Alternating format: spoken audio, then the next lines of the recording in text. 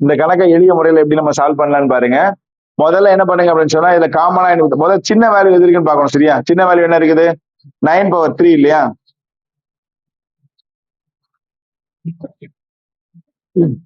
அந்த சின்ன வேல்யூ வெளியே எடுத்துருங்க. அப்போ 9/3 வேலை என்ன இருக்கு? 1 பிளஸ் இதுல 3 போச்சுன்னா 9/1 இல்லையா? இதுல பவர் போச்சுன்னா 9/5. சப்ட்ராக்ட் பண்ணுங்க போதும். 5ல இருந்து 3 போயிடும் இல்லையா? அடுத்தது 6ல இருந்து 3 போச்சுன்னா எவ்வளவு? 9/3 எடுத்துட்டோம் இல்லையா? இங்க 5ல என்ன இருக்கும்? 2 இருக்கும். 3 எடுத்துட்டா 3 இருக்கும் இல்லையா? 6ல 9/7ல 4 இருக்கும். கரெக்டா? டிவைடட் பை காமனா எடுத்துக்கோங்க இல்லையா? மறந்துடக்கூடாது. Very good.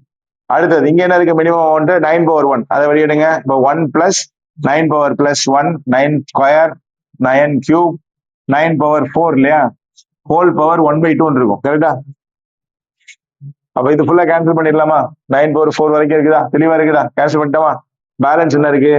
9 cube by 9/1 whole power 1/2. இது எப்படி எழுதலாம்?